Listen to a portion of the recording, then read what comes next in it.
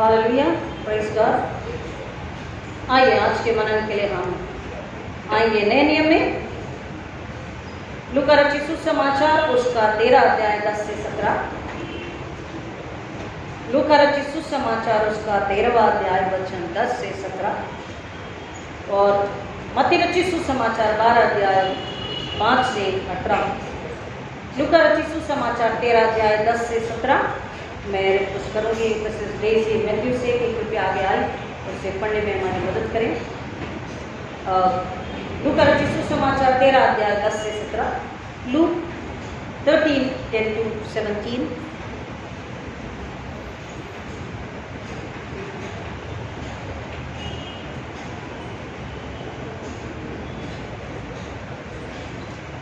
लूका 13 10 से 17।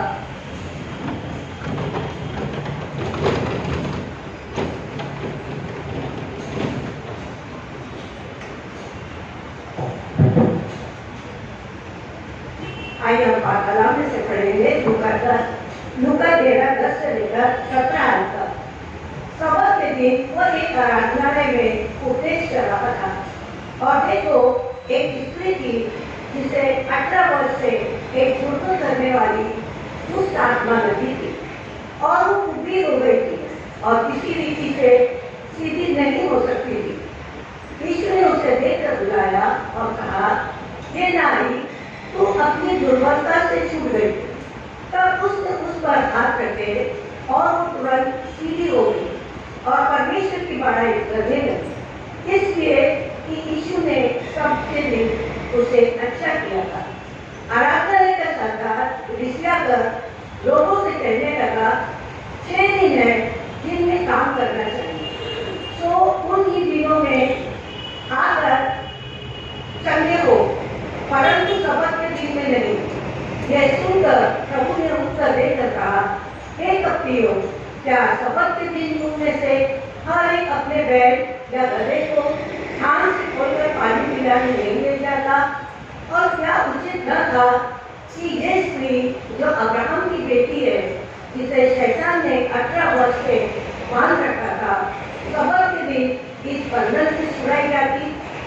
तब उसने ये बातें कही तो उसके सब विरोधी लज्जित हो गए और सारी भीड़ उन महिमा के कामों से जो करता था आनंदित। यह परमेश्वर का वचन हम सबों के लिए है। आशीष आमीन। दूसरा पाठ मत्ती रचित सुसमाचार 12 अध्याय 5 से 18। दोनों भाई हमारे पढ़ेंगे।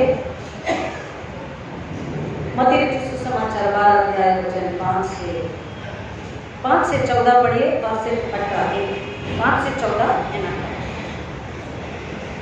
मत्ती 12 5 से 14, Matthew 12 5 to 14 and only 18। मत्ती रचित सुसमाचार उसका 12वां अध्याय और 5 से लेकर 14 तक पढ़ेंगे। या क्या तुमने व्यवस्था में नहीं पढ़ा कि याजक शपथ के दिन मंदिर में शपथ के दिन की विधि को तोड़ने पर भी निर्दोष रहते हैं? पर मैं तुमसे कहता हूँ कि यहाँ वो है जो मंदिर से भी बड़ा है। यदि तुम इसका अर्थ जानते, मैं दया से नहीं प्रसन्न होता, परिधान से नहीं, तो तुम निर्दोष को दोषी न ठहराते। मनुष्य का पुत्र जो शपथ के दिन का भी प्रभु है। वहां से चलकर वह उन के आराधनालय में आया। वहां एक मनुष्य था जिसका हाथ सूखा हुआ था। उन्होंने यीशु पर दोष लगाने के लिए उससे पूछा, क्या शपथ के दिन चंगा करना उचित है? उसने उससे कहा, तुम में ऐसा कौन है जिसकी एक ही भेड़ हो और वो शपथ के दिन गड्ढे में गिर जाए तो वो उसे पकड़कर न निकाले? भला मनुष्य का मूल्य भेड़ से कितना बढ़कर है, इसलिए शपथ के दिन भलाई करना उचित है। तब उसने उस मनुष्य से कहा, अपना हाथ बढ़ा। उसने बढ़ाया और वो फिर दूसरे हाथ की तरह अच्छा हो गया। तब फरीसियों ने बाहर आकर उसके विरोध में समझ की उसे किस प्रकार नष्ट करे। परमेश्वर का वचन पर आशीष दे। आमीन। आइए दुआ करें। खुदा फिर एक बार आपका शुक्र करते पाक मददगार के जरिए आपसे मांगते आपकी बुद्धि, आपकी समझ, आपका ज्ञान, आपके शब्द, आपकी इच्छा, आप अपने पाक रूप के जरिए हम सबों पर मेले मेरे होठों को अग्नि से छूकर आप कुछ में होकर बात करें। सुनने वालों को वाणी भूख प्यास से आपकी सामर्थ से भर करके खुदा आत्मा के कान दे दीजिए ताकि सुनकर समझ कर विश्वास करें और आपके महिमा के लिए फैलाने वाले सामने दीजिए। यीशु मसीह के नाम में खुदा का शुक्र करेंगे आज के पाक दिन के लिए जिसमें फिर एक बार आपको मुझको जिंदगी मिली कि हम उसके घर में आकर उसकी आज्ञा पालन की तो विश्राम दिन को पवित्र मानने के लिए स्मरण रखना। हम उसकी इबादत कर सकते हैं, उसका जलाल कर सकते हैं, उससे मांग सकते हैं, उससे मिल सकते हैं, उसे बता सकते हैं, उसे ढूंढ सकते हैं और उसे पा सकते हैं। Hallelujah hallelujah. सप्ताह भर की थकान, घर के काम, नौकरी, बिजनेस, चिंता, कल की चिंता, ये सब कुछ से हमें क्या मिल जाती है? निजात, छुटकारा, खुशहाली और आनंद, क्योंकि ये वो जगह है और उसकी हुजूरी है जो सब नामों में मीठा नाम, आला नाम। Hallelujah hallelujah. वो हमें फिर एक बार आने वाले 8 दिनों के लिए, आने वाले महीनों के लिए भरना चाहता है कि हम उससे भरकर, पाक रूह से भरकर, पाक कलाम से भरकर, मसीह से भर करके फिर एक बार हम किसी एक रूह के लिए दुआ करें, किसी एक रूह को खुदा के पास लेकर आए, किसी एक घराने के लिए दुआ करें, किसी एक व्यक्ति के लिए दुआ करें, किसी एक देश राष्ट्र के लिए दुआ करें। और वैसे भी हम जब रोजों के दिनों में चल रहे हैं, वो चाहता है कि अगर तू सच्चा रोजा करे, यानी कि उपवास करे, सच्चे पश्चाताप तौबा करे और मुझसे मांगे, तो मैं केवल तुझको नहीं, तेरे घराने को नहीं, तेरे देश को भी जो का त्यो कर दूंगा। और वो हमसे क्या चाहता है? हमारी जो बुलाहट है कि हम उसके बुलाए हुए चुने हुए लोग अधिक से अधिक समय, ज्यादा से ज्यादा समय दुआ में गुजारे। आमीन हालेलुया। अधिक से अधिक समय, चलते फिरते भी, गाड़ी में बैठे भी हम दुआ कर सकते हैं। रोटी बनाते समय, सब्जी तैयार करते समय भी हम क्या कर सकते हैं? दुआ कर सकते हैं। एवरी टाइम, क्योंकि हाथ बिजी हैं, आंखें बिजी हैं, हम चपाती बना रहे हैं, सब्जी काट रहे हैं, लेकिन हमारा दिल, हमारी रूह खुदा से जुड़ी होती है। जितना उससे बात करें उतना वो हमें बताता, सिखाता, भरता जाता। हालेलुया। और वही बात आज के कलाम में हमें सुनने समझने को मिल रही है कि एक आराधनालय में कहां पर है यीशु मसीह? पहले हमने क्या पढ़ा? पहले हमने पढ़ा लूका की इंजील। लूका की इंजील में 13वें अध्याय में, 13वें बाब में 10 से 17 आयत में वो क्या बता रहा है? एक स्त्री जो कि 18 वर्ष से कैसी थी? कुबड़ी थी। द करेक्ट आंसर, वो बीमार नहीं थी। हमें कलाम को सुनना, पढ़ना, समझना है, क्योंकि अंत में वचन ही हमें बता रहा है कि यीशु मसीह ने जब उसे देखा, अब कहां देखा उसे? आराधनालय में। हालेलुया। आराधनालय में, उसके घर में। जब हम उसके घर में आते हैं, वो हमें देखता है, वो हमें सुनता है, वो हमें समझता है और वो हमारी इच्छा को, हमारी मांग को पूरी करता है। Hallelujah.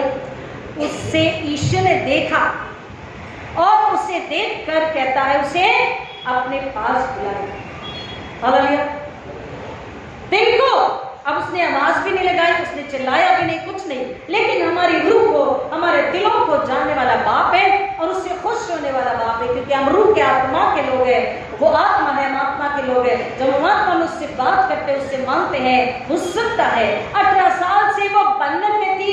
She was in bondage, crippling spirit जिसे कहते हैं, क्रिपल्ड, उसको हिंदी में कहते हैं कुबड़, उसके कुबड़ निकला था। तो उस आत्मा ने, क्योंकि यीशु मसीह कह रहे हैं, उसने नहीं कहा, वहां के लोगों ने नहीं कहा, यीशु मसीह कह रहे हैं कि यीशु ने उसे देखकर बुलाया और कहा, नारी तो अपनी दुर्बलता से छूट गई। You are free from your infirmities. Hallelujah. You are free from your infirmities. और आगे कलाम कहता है, तब उसने उस पर हाथ रखे और वह तुरंत सीधी हो गई और परमेश्वर की बड़ाई करने लगी। यीशु ने उस पर हाथ रखा और वो जो दुष्ट आत्मा ने उसे जकड़ के बांध के रखा था, शरीर का वो हिस्सा उसने ले लिया था, दुष्ट आत्मा ने, वो कुबड़ी हो गई थी, वो सिर्फ नीचे ही देख सकती थी जमीन की ओर, वो ऊपर आसमान की ओर अपनी नजरें नहीं उठा सकती थी। लेकिन यीशु मसीह ने उसे आसमान की ओर, स्वर्ग की ओर, खुदा की ओर अपनी नजरें उठाने के लिए, सिर उठाकर चलने के लिए खुदा ने उसे सीधा किया। कलाम कह रहा वो झुकी हुई थी और उसने उसे छूकर उसे सीधी किया, वो तुरंत उसे छुआ और वो तुरंत सीधी हो गई और उसकी बड़ाई करने लगी। She started raising and glorifying Jesus. Hallelujah. छोटी से छोटी शिफा, छोटे से छोटा छुटकारा, फ्रीडम जब हमें मिलता है, छोटी से छोटी बरकत, इनाम जब हमें मिलता है, तो वो सिखा रहा कलाम कि हम उसका क्या करें, उसका जलाल करे, उसकी बड़ाई करे, उसकी महिमा करे, उसका धन्यवाद करे। इसलिए कि यीशु ने सबके दिन उससे अच्छा किया था। आराधना के सरदार याद कर लोगों से कहने लगा 6 दिन है जिनमें काम करना चाहिए, अतः उन्हीं दिनों में आकर चंगे हो जाओ, परंतु सब के दिन ये नहीं। पर यीशु मसीह ने जवाब क्या दिया? यस, प्रभु ने उत्तर दिया, हे कपटियों, क्या सबके दिन तुम में से हर एक अपने बैल या गधे को थान से खोलकर पानी पिलाने नहीं ले जाता? तो क्या ये उचित न था कि ये स्त्री, ये बेटी, ये बहन जो अब्राहम की बेटी है, जिसे शैतान ने 18 वर्ष से बांध रखा था, सबके दिन इस बंधन से छुड़ाई जाती? अगर यशायाह 58 को भी हम पढ़ते तो उसमें यही बात कही गई है कि जब तुम दुआ करो, जब तुम रोजे करो, तो अपनी नहीं, खुदा की इच्छा, उसकी मर्जी पूरी करो। सब्त के दिन का क्या करो? पालन करो। हालेलुया। सब्त के दिन का पालन करो, सब्त के दिन का, उसकी आज्ञा जो है उसका तुम पालन करो। और 10 आज्ञा में कौन सी आज्ञा है? विश्राम दिन को पवित्र मानने के लिए स्मरण करो। और यिर्मयाह यही कहते हैं कि विश्राम दिन में तुम अपनी नहीं, खुदा की मर्जी को पूरा करो। वही बात हमने जो मत्ती रचित सुसमाचार पढ़ा, उसमें भी यीशु मसीह ने समझाने की कोशिश करी कि तुम बात कर रहे हो मंदिर की, लेकिन जो मंदिर में है खुदा बाप यीशु मसीह कह रहा है, जो मंदिर में है क्या उससे बड़ा नहीं है? हम इस घर में जब इबादत करें तो किसकी इबादत करें? किसकी? खुदावन यीशु मसीह। तो वो कह रहा है कि मैं तुमसे सच कहता हूं कि यह वह है जो मंदिर से भी बड़ा है। हालेलुया। मंदिर से भी बड़ा है, क्योंकि कलाम तो ये कहता कि एक दिन सब कुछ ढह जाएगा, लेकिन कलाम यानी कि वचन, खुदा मसीह, खुदा का मसाया जो भेजा गया मानव उद्धार के लिए, निजात के लिए, वो अल्फा और ओमेगा है। हालेलुया। और इसलिए वो कह रहा है कि यहाँ वो है, यहाँ मतलब यीशु मसीह खुद के लिए कह रहे थे कि तुम्हारे सामने जो खड़ा है, अब वो आया है जो सारी व्यवस्था को पूर्ण करने आया है, वो आया जो गुनाह की माफी के लिए बलिदान कुर्बानी के लिए आया है, वो है जो इस मंदिर से भी बड़ा है। और वो कह रहा है कि सब के दिन, सबात के दिन याजक को उस विधि को तोड़ने पर निर्दोष ठहराया जाता, ये व्यवस्था थी, लेकिन यहाँ वो है जो उससे भी, मंदिर से भी बड़ा है। यदि तुम इसका अर्थ जानते कि मैं किस बात से प्रसन्न होता हूँ कि इंसान क्या करे? रहम करे, एक दूसरे को तकलीफ में देखकर, लाचारी में देखकर। वो लाचारी में थी, शी वॉज हेल्पलेस, उसके जो कुबड़ निकला था पूरी झुक चुकी थी, शी वॉज हेल्पलेस, ऊपर देखना भी चाहती थी तो नहीं देख सकती थी, वो दुर्बल थी, उसकी दशा बहुत ही दुर्बल, लाचार थी, कमजोर थी। और ऐसे समय में वो कह रहा है कि आज्ञा जो मानना है वो तो हकीकत है, लेकिन विश्राम के दिन मैंने अपने खुदा, अपने पिता, अपने परमेश्वर जिसने मुझे भेजा है, उसकी इच्छा को मैंने पूरा किया है। क्योंकि लूका 4 को जब पढ़ते हैं तो कहता है कि उसने मेरा अभिषेक किया है कि मैं कंगालों को सुसमाचार सुनाऊं। और सुसमाचार क्या है? कि वो छुटकारा देने, चंगाई देने, जीवन देने और अपनी जिंदगी आने बहुत आयत का जीवन देने, चंगाई देने, अंधों को आंखें, बैठों को कान, लंगड़ों को पैर, लोगों को हाथ देने के लिए, उन्हें सीधा खड़ा करने के लिए, उन्हें ईमान में बढ़ाने के लिए, उन्हें रूहानी जिंदगी देने के लिए वो आया है। तो वो कह रहा है कि मैं अपने भेजने वाले की इच्छा को पूरा करता हूं। मैं रहम से यानी कि मर्सी यानी कि काइंडनेस यानी कि मैं दया से प्रसन्न होता हूं। बलिदान तुम चढ़ाओ, अच्छी बात है, लेकिन उससे ज्यादा अगर तुम किसी पे रहम करो, hallelujah, if you are so kind to somebody then you please me through the Holy Spirit। मैं किससे प्रसन्न होता हूं? I am well pleased with your mercy and your kindness। मैं दया से प्रसन्न होता हूं, बलिदान से नहीं। तो तुम निर्दोष को दोषी न ठहराते। अगर तुम इस बात को समझते तो तुम बिना वजह किसी निर्दोष पर दोष नहीं लगाते और तुम अपने आप को भी आने वाली तकलीफ से बचा लेते। क्या? कि मनुष्य का पुत्र तो शब्द के दिन का भी प्रभु है। He is God। मनुष्य का पुत्र प्रभु यीशु मसीह, इसलिए हम कहते हैं He is God and is God of Sabbath day also, resting day also। वो हर दिन का, हर पल का, हर लम्हों का खुदा है। वो सबसे बड़ा है, वो ताकतवर है और वो भेजा हुआ है किसी एक मकसद के लिए, किसी एक काम के लिए, मानव के छुटकारे के लिए। क्योंकि कलाम कह रहा है कि यीशु ने उसे छुटकारा दिया। Jesus said, "You are free now." He delivered her। यीशु ने उसे पूरा छुटकारा दिया। शैतान की जकड़न में थी 18 वर्ष से, शैतान के बंधन में थी, कुबड़ी कर देने वाली दुष्ट आत्मा ने उसे बांध के रखा था। और खुदा का कलाम कहता है कि उसने उसे सीधा किया, उसने उसे आजाद किया। कंपैशन एंड फ्रीडम, यहाँ पर दो बात हमें देखने को मिलती है, कंपैशन एंड फ्रीडम। कंपैशन उसकी दया, उसका रहम, उसकी मर्सी। और दूसरा, देखिए, केवल कलाम नहीं सुना रहा था आराधनालय में, उसकी नजर भी थी किससे?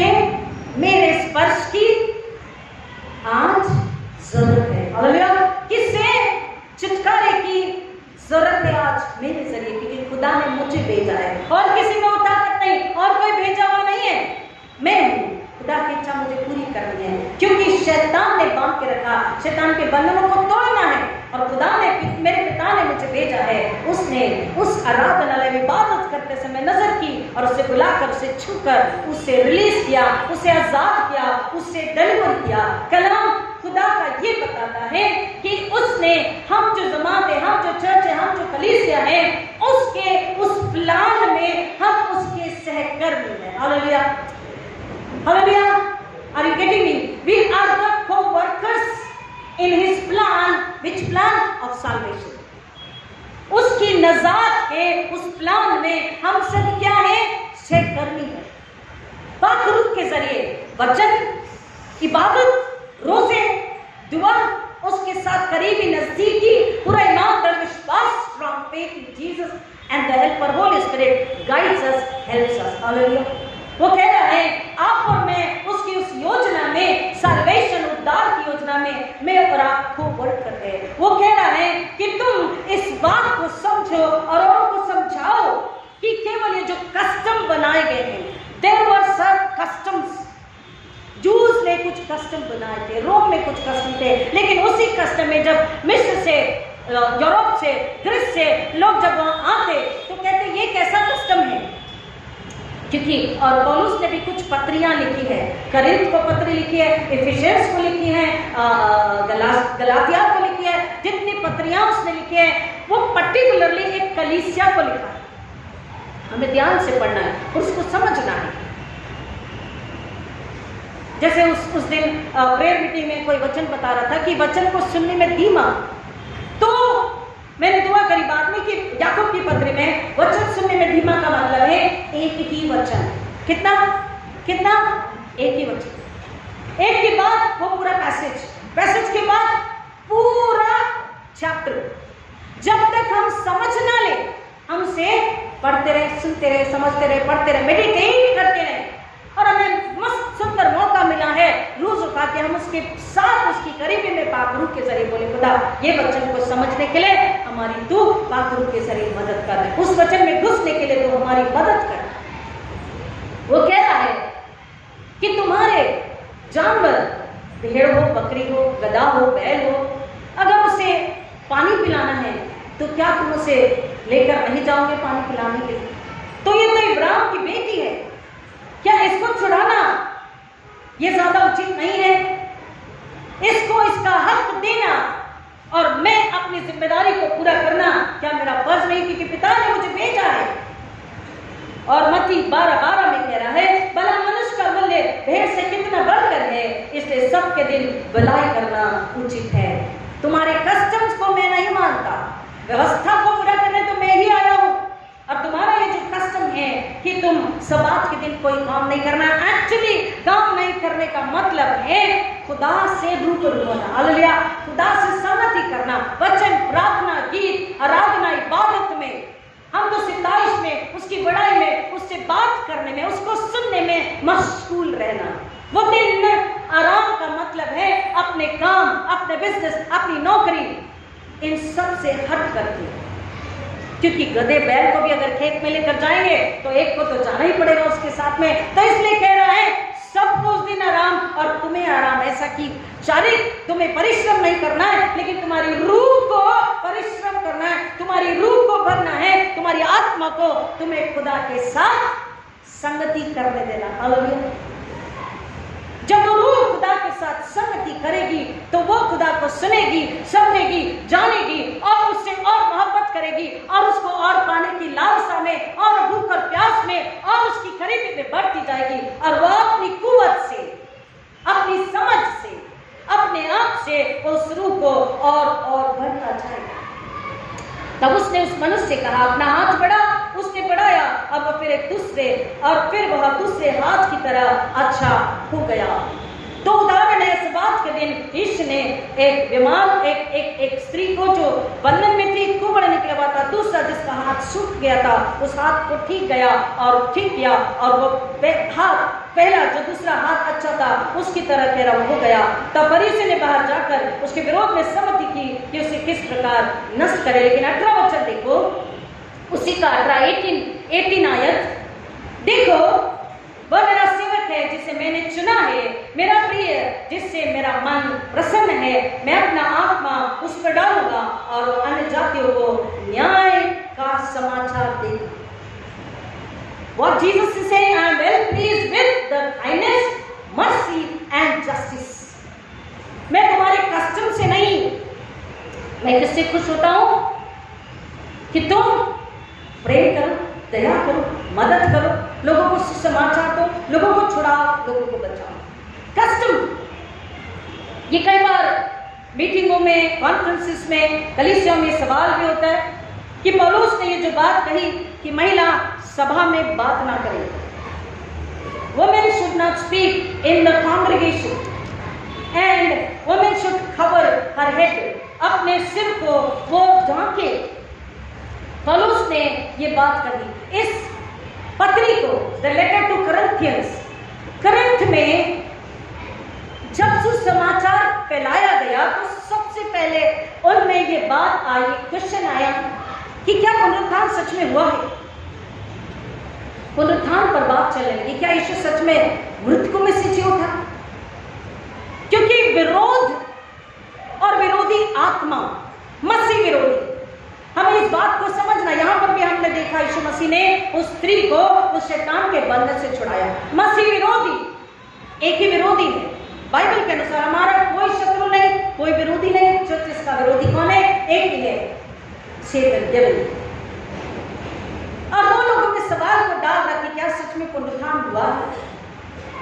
फिर क्या मूर्ति का चढ़ाया हुआ प्रसाद खाना चाहिए? फिर क्या स्त्रियां सभा में बोलना चाहिए? फिर जो जूस कस्टम है कि पुरुष स्त्री दोनों सिर ढांक के क्या सिर ढांकना चाहिए? ये कस्टम जो है, कल्चर के अनुसार जो कस्टम, संस्कृति जिसे कहते कल्चर। मसीह यीशु कल्चर को महत्व नहीं देते, उसकी बात नहीं करते। वो कहते हैं कि मैं तुमसे क्या चाहता हूं, दया, न्याय, सच्चाई, प्रार्थना, क्षमा, प्रेम, परवाह, मदद देना। मसीह क्या कहता है, मैं तुमसे क्या चाहता हूं, मैं तुमसे क्या चाहता हूं। मसीह यीशु कहते हैं कि जब तुम मेरी आज्ञा का पालन करो तो ही मैं जानूंगा कि तुम मेरे। और इसलिए वो कह रहा कंपैशन, फ्रीडम, उद्धार की योजना में तुम मेरे सहकर्मी हो। तुम लोगों को वचन बताओ ताकि वो वचन सुने, वचन की आज्ञा का पालन करे। वचन यानी कि समझो यीशु मसीह है, उसमें उद्धार को वो प्राप्त करे। कलाम कह रहा 1 Corinthians 11:5-6 कि स्त्री सिर को ढाके और फिर इबादत करे। लेकिन साथ ही साथ वो कहता है कि अगर वो सिर न ढाके तो वो अपने बालों को छोटा करे या बाल कटवा ले। इसे हिब्रू और ग्रीक वर्ड है शॉर्न, SHORN, जिसका मतलब है कि बालों को छोटा करना या काट डालना। जैसे भेड़ के लिए भी कहा गया, जब भेड़ का ऊन कतरा जाता है उसे भी शॉर्न वर्ड कहा गया। वहीं पर पौलुस कहता है 16वें वचन में कि फिर भी अगर कोई विवाद, क्यों उसने ये बात कही हमें समझना है कि अगर कोई विवाद करना चाहिए, if anybody wants to ask or argue, then there is no such custom। क्या कह रहा है? Then there is no such custom। ऐसी कोई विधि नहीं है, ऐसी कोई प्रथा नहीं है कि वो स्त्री या तो सिर ढाके या सभा में चुप रहे, बात ही ना करे। वो कह रहा है ये क्यों? क्योंकि जैसे एक आज हम उसे पास्टर कमेटी कहते हैं या हम सभा में हैं और कोई बात है जो बहुत महत्वपूर्ण बात या चर्चा चल रही है, डिस्कशन हो रहा है, और वहां पर कुछ स्त्रियां जब सवाल करती थी हमें नहीं समझा, हमें अभी भी जानना है। और अगर एक ने सवाल किया फिर दूसरा, तो अगर उस बात में गड़बड़ हो या हॉट डिस्कशन हो, वो सेंटिटी अगर नहीं बरकरार रह रही है, तो इसलिए पौलुस कहता है कि तुम सभा में या चुप रहो या फिर जो तुम्हें जानना है घर जाकर तुम अपने अपने पति से उसे पूछो। 1 Corinthians 14:34, पहला Corinthians 14:34, स्त्रियां कलीसिया की सभा में। देखिए कलीसिया की सभा क्या है? Some important discussion, pastor committee और कॉन्फ्रेंस। आज की डेट में, उस समय ऑफिशियल बोर्ड कहा जाता था। कुछ कोर कमेटी बैठ कर डिस्कस करती थी, कुछ इंपॉर्टेंट इश्यूज होते थे, उसमें जब डिस्कशन हो रहा है तो कह रहा है कि 34, स्त्रियां कलीसिया की सभा में चुप रहे क्योंकि उन्हें बातें करने की आज्ञा नहीं। क्या बोल रहा है? बातें करने की आज्ञा नहीं। क्या कह रहा वचन? बातें करने की, वचन सुनाने की आज्ञा नहीं, ऐसा लिखा है। प्रार्थना करने की आज्ञा नहीं, ऐसा लिखा है। भविष्यवाणी करने की आज्ञा नहीं, ऐसा लिखा है। उन्हें बीच सभा में बातें करने की आज्ञा नहीं, परंतु अधीन रहने की, यानी कि अधीन का मतलब गुलामी नहीं होता।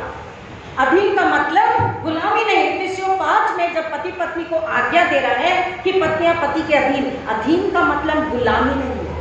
अधीन का मतलब नम्रता और सहनशीलता से सुनो, समझो, और बाद में जैसे घर में कोई बात होती है तो एक सुन लेता है, चुप हो जाता है, दूसरा बोलता रहता है। बाद में वो स्त्री या वो पुरुष बाद में प्यार से समझाते कि नहीं, आप थोड़ा ज्यादा गुस्सा हो रहे थे माइए, ये ऐसा नहीं था। तो वही वो बात कह रहा, अधीन मतलब गुलामी नहीं। स्त्री गुलाम नहीं है, पत्नियां पति की गुलाम नहीं है, और ना ही पति पत्नी का गुलाम है, लेकिन दोनों को परमेश्वर ने समान हक, समान अधिकार दिए हैं। वो कह रहा है कि सभा में बात अगर न समझे तो तुम क्या करो, जैसा व्यवस्था में लिखा भी है, यदि वे कुछ सीखना चाहें तो वो घर में अपने अपने पति से पूछे कि स्त्री का कलीसिया में बातें करना लज्जा की बात है। उस वक्त अभी किसको बोल रहा है? करिंथ में जो सवाल है, करिंथ की कलीसिया में जो झगड़े हैं, करिंथ की कलीसिया में बहुत सारी बातें हैं, उस सवाल का कल्चर के हिसाब से वो जवाब दे रहा। क्योंकि जब स्टडी की जाती है, स्टडी कहती है कि वो स्वयं आगे कह रहा है 16वें वचन वचन में कि परमेश्वर की कलीसिया की ऐसी कोई रीति नहीं है। If anyone wants to argue, there is no such custom like this in the congregation of God, in the assemblies of God. Another translation, in the assembly of God. आगे चल के पौलुस कह रहा गलातियों 3:28, Galatians 3:28, गलातियों 3:28 में क्या कह रहा है? मसीह में अब ना कोई जूस है ना जिंटाइल है, ना नर है ना नारी है, मसीह में अब सब कौन है? All are one in Jesus Christ. अब मसीह में सब कौन कैसे है?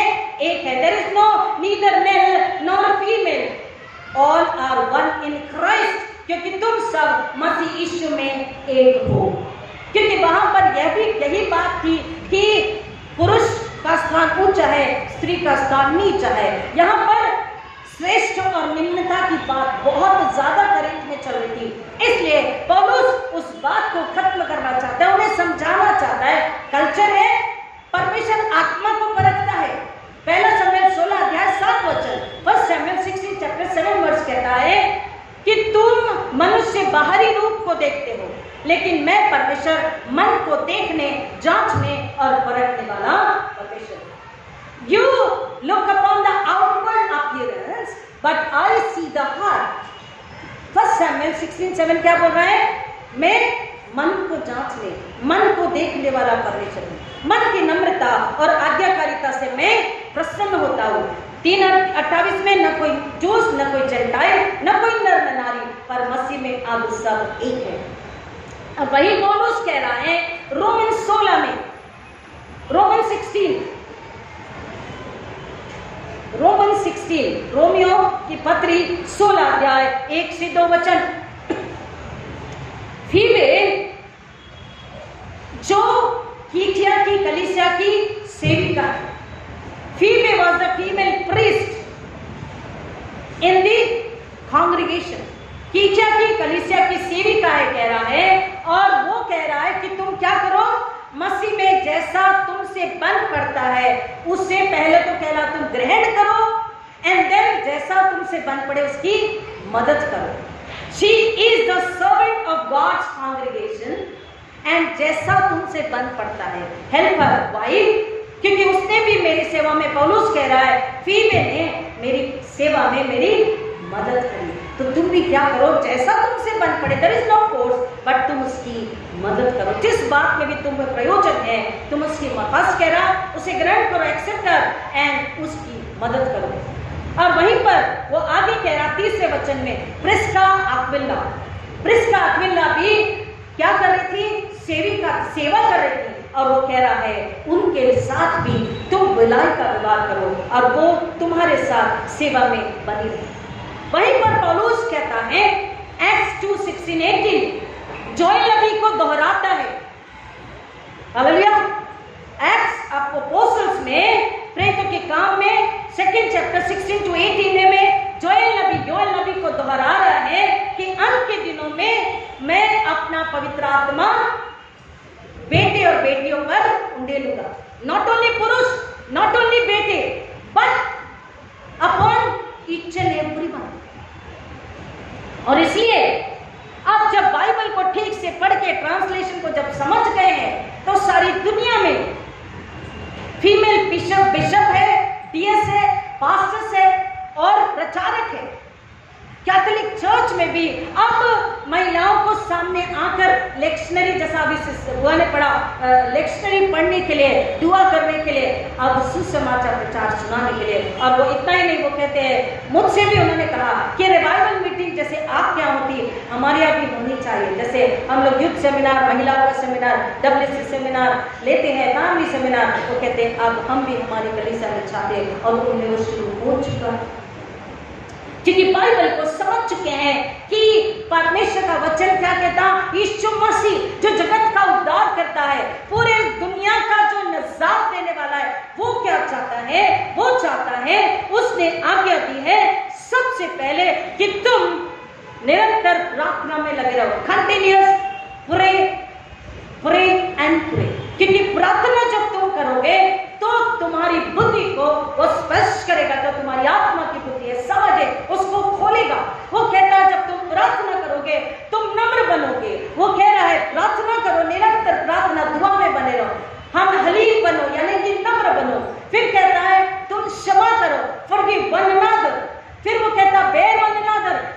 को सह लो, एक दूसरे को सहकर, समझकर, समझाकर एक दूसरे को दुआ में याद रखो, एक दूसरे को दुआ में ऊंचा उठाओ। और कह रहा है आशीष दो, श्राप मत दो। अगर क्रोध आता भी हो तो कह रहा है खुदा से कहो, खुदा मुझे क्रोध आ रहा है, मेरी मदद करो, क्योंकि परीक्षाओं को यीशु आप ही हरा सकते हैं। प्रार्थना करो, दुआ करो, हलीम बनो, नम्र बनो, मुआफ करो, क्षमा करो, forgive one another, bear one another, एक दूसरे को सहन करो, आशीष दो, bless one another, क्योंकि वो कहता है तुम्हारी जुबान पर मैं रहता हूं। हालेलुया। तुम जब पाखरू से भरकर, if you bless someone, that person is blessed। अगर तुम किसी को आशीष दो तो उसे आशीष मिलती है। वो कह रहा तुम आशीष दो, तुम उन्हें ब्लेस करो, तुम आज्ञाकारी बनो, बी ओबीडियंट, क्योंकि तुम ओबीडियंट अगर होते हो तो तुम मेरे पिता की इच्छा को पूरा करते हो। चले उसके पास आए, मत्ती की अंजील उसका 46वां बाब 50वीं आयत। चले उसके पास आए, बोली तेरे माँ तेरे भाई बहन बाहर खड़े तेरा इंतजार कर रहे। उसने बोला कौन मेरी माँ, कौन मेरा भाई, कौन मेरी बहन। अपने चेलों की ओर इशारा किया, हाथ किया और कहता है ये मेरी माँ, ये मेरे भाई और ये मेरी बहनें हैं। क्यों? क्योंकि इन्होंने आज्ञा मानी है, पुकार को सुना है, इन्होंने अपना जीवन खिदमत के लिए, खुदा के कलाम के लिए दे दिया है, और इन्होंने खुदा की, मेरे भेजने वाले पिता की, आपके और मेरे पिता की इच्छा पूरी करी है। कष्टों में नहीं, आज्ञाकारिता में, इच्छा पूरी करने में नजात उद्धार है, कस्टम के पालन में नहीं। कस्टम देखिए, मैंने हमेशा कहा मैं आपको जज नहीं कर सकती, आप किसी और को या मुझे जज नहीं कर सकते। आप कितनी मसीहत, कितने ईमान, कितनी दृढ़ ईमान में है, मैं कभी नहीं बता सकती, मैं कभी जज नहीं कर सकती। आप एक दूसरे को, इवन आप अपने परिवार को, हस्बैंड वाइफ को, माँ बाप बच्चे को, भाई बहन, कोई किसी को जज नहीं कर सकता कि कितना ईमान, कितना विश्वास, कितनी मसीहत है। कर सकते नहीं। आप एक दूसरे को घर में भी नहीं, बाहर भी नहीं, क्योंकि ईमान को, आत्मा को, रूह को, दिल को जानने, जांचने, परखने वाला कौन है? मददगार रूह, पाक रूह, पवित्र रूह। वो कह रहा है न्याय लेना, परखना, जांचना मेरा काम है। तुम मेरे पिता की, मेरे बाप की, खुदा बाप की इच्छा पूरी करो, तभी तुम मेरी माँ, मेरे भाई, मेरे बहन होगे। और मत्ती 5:8 में कह रहा अगर तुम्हारा दिल साफ है तो तुम खुदा को देख सकोगे। तुम्हारा दिल शुद्ध रखना, ये उसकी आज्ञा है कि तुम उसकी इच्छा पूरी करो, उसकी आज्ञा पालन करो, अपने दिल को पाक साफ रखो, ताकि तुम मेरे जरिए, हालेलुया, यीशु के जरिए तुम क्या कर सको? खुदा को यानी भेजने वाले को देख सको। इन रोजों के दिनों में हमारी यही चाहत होनी चाहिए कि रूबरू खुदा हम आपको देखना चाहते। दाऊद वही तो कहता, मैं तुझे ढूंढ रहा हूं, तू कब मुझे मिलेगा। हालेलुया। खुदा से हम मांगे कि तेरी, तुझसे रूबरू होना चाहते, तेरी आवाज को सुनना चाहते, तू अपना विजन दे, और वो उससे खुश होता है। फिर वो कहता मेरी आज्ञा पालन करो। मत्ती 7:1, मत्ती की इंजील उसका 7 बाब 1 आयत कहता है तुम किसी पर दोष मत लगाओ, डोंट कंडेम एनीवन, क्योंकि मैं भी दोष नहीं लगाता, लेकिन अगर तुम दोष लगाओगे तो तुम पर भी दोष लगाया जाएगा। इसलिए उसने दुआ करनी सिखाई, जैसे हम अपने खतावारों को माफ कर दे, तू भी हमारी खता में माफ कर। हालेलुया, आमीन। वो कह रहा मेरी आज्ञा पालन करो तो तुम में काइंडनेस है, तुम में दया है, और मैं उससे खुश होता हूँ, मैं उससे पसंद होता हूँ। उसी का 28 मत्ती 7 का 28 कह रहा हर कोई जो हे प्रभु कहने वाला है वो स्वर्ग के राज में प्रवेश नहीं करेगा, पर वही स्वर्ग के राज में प्रवेश करेगा जो मेरे पिता खुदा बाप परमेश्वर यहोवा की इच्छा पर चलता है, चलेगा। हालेलुया। जो उसकी इच्छा पर चलता चलेगा, उसको जानने के बाद, सुन लेने के बाद, वो ही इस स्वर्ग के राज में प्रवेश करेगा। हर कोई हे प्रभु ओ लॉर्ड कहता रहेगा, उस स्वर्ग के राज में प्रवेश नहीं करेगा। बिकॉज यीशु मसीह स्वयं बेटा होकर ओबीडिएंट है। हालेलुया। वो आज्ञाकारी बना, वो नम्र बना, उसने वो बीड़ा उठाया, वो प्याला पिया। कहता तुम्हें भी अपनी सूली खुद उठानी है। मैंने रेवरेंड तिमोथी, मैंने तेरे लिए सूली उठाई, तू सूली उठा। कलीसिया जमात से कहता मैंने तुम्हारे लिए सूली उठाई, अब तुम खुद की सूली खुद उठाओ और तुम अपने, मेरे भेजने वाले अपने खुदा बाप, मेरे बाप की इच्छा पूरी करो, तो तुम स्वर्ग के राज में प्रवेश करने योग्य बन सकते। आगे और भी कहता है मत्ती की इंजील 5:23-24 में 23-24 यदि तू अपनी भेंट लेकर ऑल्टर पे आना चाहे और तुझे याद आए कि तेरे भाई से तेरा कुछ तो प्रॉब्लम है, रंजिशें हैं, कुछ अनबन है, तो कह रहा पहले तू क्या कर, दौड़कर जा, अपनी भेंट वहीं रख दे और दौड़कर जा और अपने भाई से अपना मेल मिलाप करवा।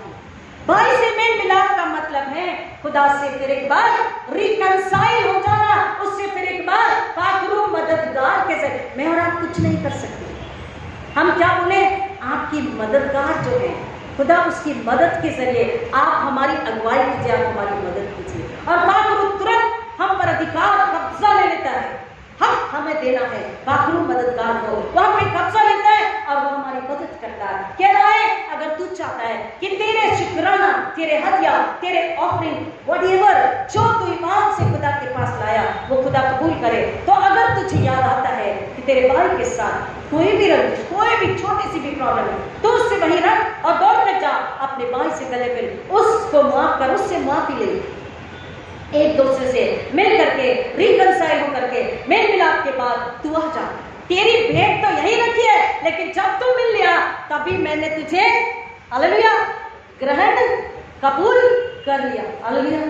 आके वापस आके वेदी तक भेंट लाने से पहले कहता, क्यों? क्योंकि जब तू भाई के पास लौट कर गया तब तूने क्या किया, मेरे पिता और तेरे पिता खुदा बाप की क्या करी, इच्छा पूरी करी, तूने आज्ञा पालन किया और तेरी भेंट कबूल हो गई। और कह रहा मैं ऐसा खुदा हूं जो मैंने पहले बता दिया कि मैं बाहरी रूप से नहीं। हम कैसे तैयार हुए, हमने कैसे कपड़े पहने, हमारे पास कितना है, हमारे पास नहीं है, खुदा कहता इससे मुझे मतलब नहीं। तुम्हारी रूह, तुम्हारा दिल, तुम्हारी आत्मा कितनी भूखी प्यासी मुझसे मिलने के लिए आई है, छुटकारा चाहिए बंधनों से। मैं देखता हूं, बोलेनी को देखा, उसे बुलाया, उसे छुआ और बोला तू छूट चुकी, you are free, you are free today, now he is ready to deliver us. Hallelujah, hallelujah, आमीन। वो हमें छुटकारा देने के लिए इसी पल तैयार है।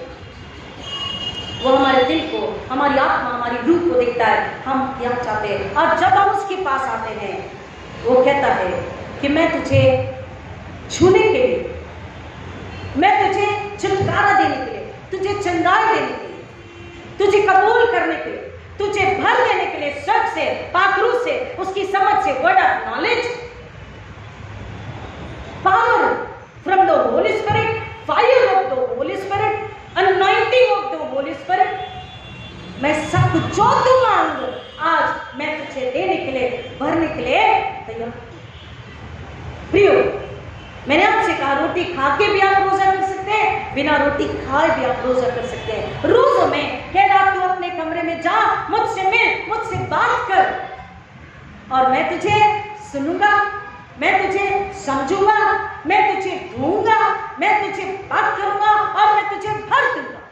जब तू अपनी रूह, अपने दिल को खाली करे, मैं उससे भरूंगा अपनी कुव्वत, अपने बल, अपनी समझ, रूहानी रोटी, जल, धन, समझ, ज्ञान, सहनशीलता, प्रेम, अपने ईमान से, अपनी ताकत से, अपनी इच्छा से मैं तुझे भर दूंगा, अपने विजन से मैं तुझे भर दूंगा, अपनी योजना से मैं तुझे, अपने प्लानिंग तुझे दूंगा कि तुझे ये मेरी महिमा के लिए, खुदा बाप की महिमा के लिए ये इच्छा पूरी करनी, ये काम पूरे करने। और वो कहता है तू उसे कर पाएगा, तू उसे कर पाओगे। क्यों? क्योंकि तुम अब मुझसे लेके जा रहे हो, मेरे साथ जा रहे हो, मुझ में यानी पाखरू के जरिए जा रहे हो, तो फल दो निश्चय ही आने। Hallelujah, hallelujah. कलाम कह रहा है हम उसकी इच्छा पूरी करें, हम उसकी आज्ञा पालन करें, हम लोगों को वचन समझने में मदद करें कि वो क्या चाहता है इस पूरी दुनिया के लिए। उसका प्लान क्या है? उसने कंपैशन, दया, काइंडनेस, अपने जुनून, कंपैशन को आप तोड़ दीजिए। COM+PASSION, passion. What is passion? जुनून। हालेलुया, जुनून। उस जुनून में, उस जुनून की मोहब्बत में उसने अपने आप को लुटा दिया, मिटा दिया और हमें बना दिया। वो रोया कि हम मुस्कुराएं, वो पापी बना कि उसके पाप खून से मैं और आप धर्मी ठहराए जाए। वो बाप से दूर हुआ कि मुझे आपको बाप के पास लेकर जाए। उसने बाप की इच्छा पूरी करी बेटा होने पर भी, ताकि हम इच्छा को पूरा करना, उसने आज्ञा पालन करी ताकि हम आज्ञा को पालन करना, हुक्म मानना सीख जाए। हम उसमें उसके साथ उसके जैसे बनकर इस दुनिया को बताएं कि नजात, छुटकारा, शिफा, चंगाई मसीह यीशु में है। हालेलुया। बस इतना ही काम है प्रियो, इच्छा उसकी पूरी करना, आज्ञा उसकी मानना और कलाम को एक और रूह में, एक और दिल में डाल देना। खुदा कहता है मैंने तुझे कबूल किया। हालेलुया। मैंने तुझे कबूल किया। प्रियो, आज हम उससे मांगे कि खुदा उस स्त्री को तूने देखा, हमें देख, हमें जांच, हमें स्पर्श कर, हमें छू और हमें लज्जा दे, छुटकारा दे, शिफा दे, रूहानी भर दे। और मुझ में जो जिस्मानी है, दुनियावी है, मैं कहता हूं, मैं कहती हूं, मैंने उन्हें लिया, इसे तू दूर कर दे। हालेलुया। और रूह का भर दे, जिस्मानी निकाल दे, रूह का भर दे, ताकि मैं तेरे लिए पाक रूह के हाथ में एक काम का पात्र बर्तन बन सकूं, जैसा तेरी इच्छा है। क्योंकि तेरी इच्छा पूरी करने वाला, तेरे जलाल को लाने वाला, हर आशीष का, हर बरकत का, हर इनाम का हकदार होता है। हालेलुया। और वो कहता है मैं अपने हाथों से तुझे हुक्म दूंगा। प्रियो, आज आपकी जो भी जरूरत है, आज आपकी जो भी इच्छा है, आज आपकी जो भी दुआ है, आज आपकी जो भी मन्नतें हैं, मुरादें हैं, खुदा कहता है यीशु के नाम में मेरे कदम में रख दे और मेरे बेटे पर पूरा ईमान, यानी यीशु पर पूरा ईमान ला, अपने आप को कुर्बान कर दे, अपने आप को भुला दे। Deny yourself and accept, surrender your spirit in the hands of the Holy Spirit। अपना इनकार कर और बाप को ले ले, बेटे को ले ले, रूह को ले ले, कलाम को ले ले। बोले खुदा एक रूह के लिए मुझे तैयार कर, मैं यहाँ हूँ। और वो कहता हाँ मेरे बेटे, हाँ मेरी बेटी, हाँ मेरी कलीसिया, मैं तुम्हें छूने के लिए, तुम्हें छुटकारा देने के लिए, तुम्हें भरने के लिए, मैं तुम्हें इनाम देने के लिए तैयार हूँ। खुदा इस कलाम में जाने के लिए हमारी मदद करे, ताकि हम उसके हाथों में उसकी इच्छा पूरी करने वाले बर्तन, पात्र बने और पात्र हमसे खुश हो और हम उसके लिए बहुत सी आत्माओं को बचा देना। आमीन। आइए दुआ करें। खुदावंद आपका शुक्र करते हैं कि आपने फिर एक बार हम बच्चों को, हम कलीसिया को, हम जमात को याद दिलाया है, क्योंकि यीशु सिर है और हम उसकी देह है, हम पवित्र आत्मा का मंदिर है। और इस मंदिर में जब यीशु है, पाक रूह है, वो कहता है कि तुम बाप की इच्छा पूरी करो। खुदा होने दीजिए आज जितने सुन रहे हैं, जो पहली बार सुनेंगे, खुदा हर एक को यीशु के खून के नीचे छुपाते हैं। हमारी जमात, हमारी कलीसिया हर एक को यीशु के खून के नीचे छुपाते और मांगते हैं आपकी पाक रूह हर एक की निगरानी करे, हर एक की मदद करे और हर एक को अपनी समझ की रूह से power, the strong power, परमेश्वर की वो समर्थ, वो कुव्वत, वो बल से आप बांध दीजिए, ताकि हर एक जिसको, शैतान को, संसार को अपने पैरों तले पूछे, झूठे सिद्धांत, कष्टम शिक्षा और कई शिक्षा को देने वालों को खुदावंद प्रार्थना पूर्वक अपने से दूर करे और अपने प्रियों के लिए, अपने लोगों के लिए दुआ करे कि वो खुदा की इच्छा पूरी करे, आज्ञाकारी बने, ताकि आपके लिए फसल काटने वाले बने, आपके लिए आत्मा बचाने वाले बने और खुदावंद आपका राज इस पृथ्वी पर स्थापित हो सके। हमारे जीवन, हमारे घरों में, हमारी कलीसिया में आपका राज स्थापित हो। ये फजल हम आपसे मांगते हैं। आपने हमारी दुआ कबूल की, हम आपका शुक्र करते हैं। हर एक को यीशु के खून के नीचे छुपा दे, पाक रूह की आग का बाड़ा बांधते हैं। बोलिए एंजल्स को आगे देते, हर एक की सेवा करें, रक्षा करें, हर एक की मान करें, यीशु मसीह के नाम में आमीन। और अब हमारे खुदा यीशु मसीह का फजल, खुदा बाप की मोहब्बत, खुदा पाक रूह की ताकत, सुकून, आराम हर एक के साथ, खासतौर पर जो पहली बार सुन रहे उनके साथ, अब आजकल खुदा यीशु के दोबारा आने तक हमेशा हमेशा बनी रहिए। आमीन। God bless you.